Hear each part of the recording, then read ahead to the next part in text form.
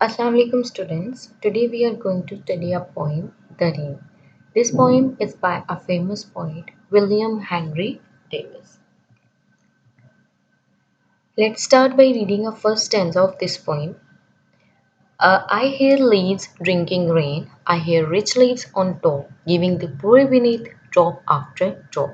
इस स्टेंजा के अंदर जो पोइट है, जो शायर है, वो कहता है कि मैं पत्तों के ऊपर जो पानी गिरता है, ठीक है, मैं उनकी आवाज़ को सुनता हूँ और वो जो रिच लीव्स मतलब ऊपर वाले बुलंदी वाले पत्ते हैं उनकी आवाज़ को, और जो नीचे गरीब जिसे बोलते हैं पत्ते, ठीक है, उसने कहा, और जो लोअर लीव्स हैं जो नीचे हैं मैं उनकी आवाज़ को सुनता हूँ। This is a sweet noise to hear, ये बहुत ही खूबसूरत आवाज़ है जिसको मैं सुनता हूँ। These green leaves drinking there, उसने कहा ये जो सब्ज़ पत्ते पानी जज़ब करते हैं, ठीक है। अब मैंने इस स्टेंजा को 4 पॉइंट्स के अंदर डिवाइड किया है जिसको आप एक्सप्लेनेशन के तौर पे भी इस्तेमाल कर सकते हैं।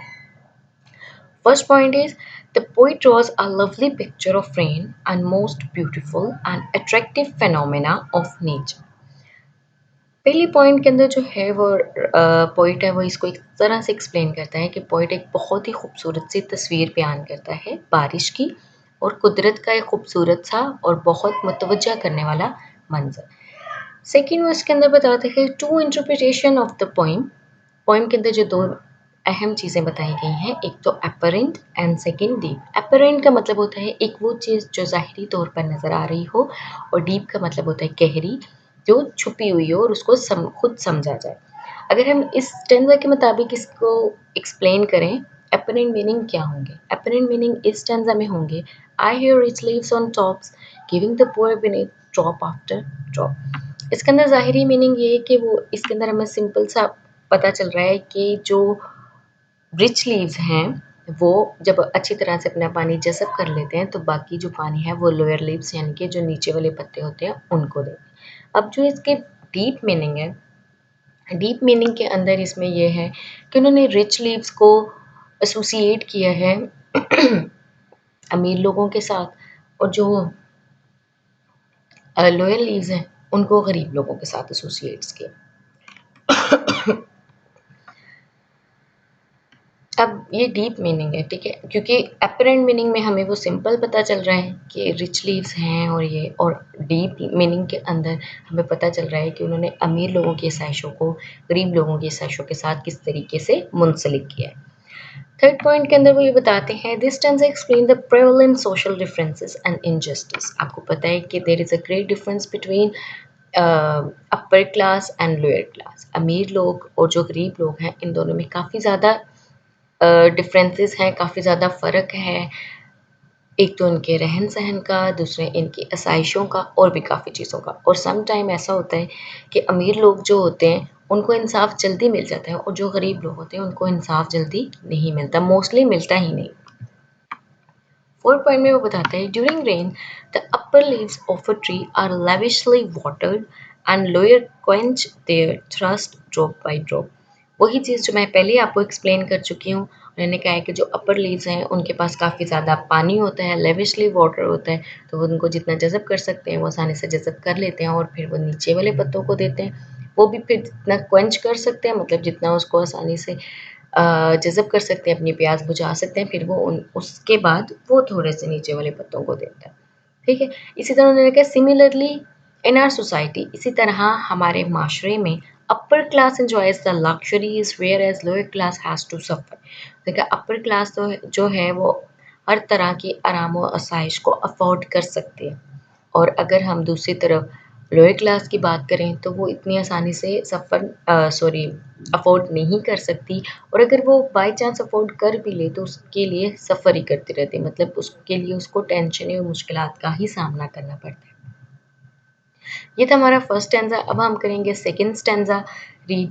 सेकंड स्टैंजा में बताते हैं and when the sun comes out. आपको पता है फर्स्ट स्टैंजा में हमने पढ़ा कि कैसे बारिश होती है और कैसे वो ऊपर वाले पत्तों को पानी देता है नीचे वाले पत्तों।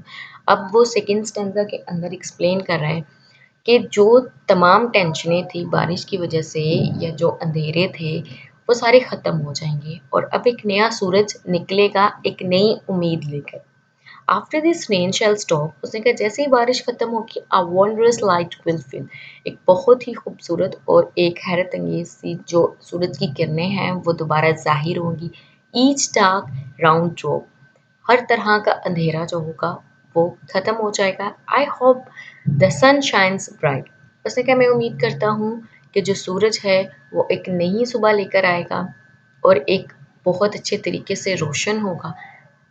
It will be a lovely site, उसने कहा और ये बहुत ही खूबसूरत मंजर होगा। अब इस स्टैंजा के अंदर राइटर जो है वो बहुत ज़्यादा पुरुमीद हो गया है। उसने कहा सूरज निकलेगा, नया सूरज निकलेगा, नई सुबह लेके आएगा, जितनी भी तमाम परेशानियां हैं वो सारी ख़त्म हो जाएंगी और जो हमारे सोशल डिफरेंसेस हैं वो भी काफ़ी हद तक ख़त्म हो जाएंगे और इक्वालिटी आएगी। अब इस स्टैंजा को भी मैंने 4 पॉइंट्स के अंदर डिवाइड किया है। इसका जो फर्स्ट पॉइंट है इसके अंदर वो कहते हैं the poet has sketched the scene after the rain has stopped, the poet बारिश खत्म होने के बाद का मंजर बयान कर रहा है।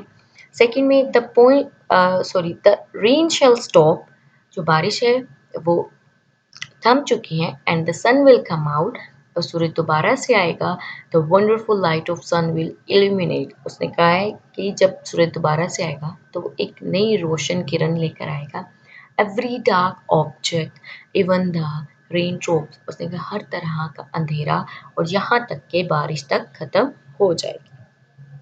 थर्ड पॉइंट में वो कहता है the poet is optimist, poet बहुत ज़्यादा पुरुमीद है, that just like sunlight after rain brighten the day, उसने कहा जैसे ही सूरज निकलेगा एक नई सुबह लेकर बारिश खत्म होने के बाद, शेड्स ऑफ के वो ख़त्म कर देगा द डार्कनेस एकम्पेंड विद रेन, वो वाले अंधेरे जो कि बारिश के साथ आए थे वो सारे अंधेरे ख़त्म कर देगा। अब 4 पॉइंट के अंदर बताता है जो लास्ट पॉइंट जिसके अंदर एक्सप्लेन करता है he is hopeful that after the rain of discrimination there would come a time of harmony and equality. अब लास्ट में जो पोइट है वो बहुत ज़्यादा पुरुमीद हो चुका है, उसको अब बहुत ज़्यादा उम्मीद है। उसने कहा कि अब जो होगा हमारे जो आपस के सोशल डिफरेंसेस हैं वो ख़त्म हो जाएंगे, इक्वालिटी होगी, बराबरी होगी हर जगह, और एक दूसरे में जो हम तफरके में पड़े हुए थे, जहाँ एक दूसरे में हमारे फ़र्क थे, वो जल्द ही अमीर और गरीब के ख़त्म हो जाएंगे जब ये एक नया सूरज निकलेगा। ये थी हमारी फर्स्ट पोइम।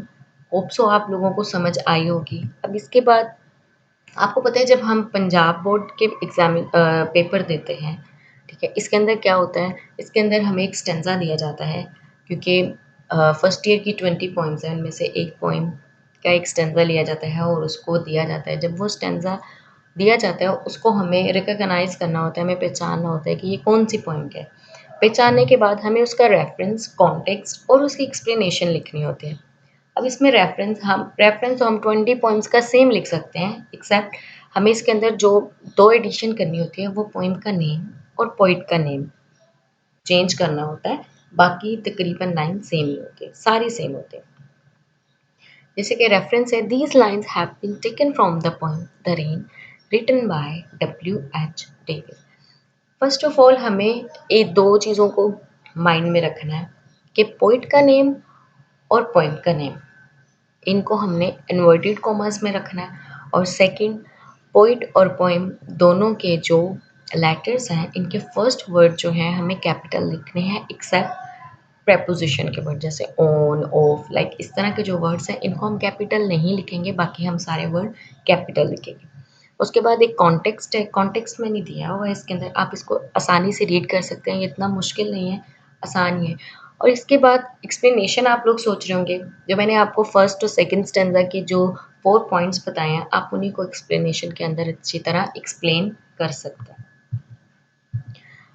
उसके बाद अगर आप लोगों को किसी भी तरह का सवाल करना है या किसी भी तरह, या आप चाहते हैं कि किसी और टॉपिक पे लेक्चर प्रिपेयर किया जाए, तो आप मुझे कमेंट सेक्शन में बता दीजिए। मैं डेफ़िनेटली कोशिश करूँगी कि मैं उस पर कर सकूँ। उम्मीद है कि आप लोगों को जितना मैंने बताया समझ आ चुकी होगी। Thank you so much and subscribe our channel for more educational videos.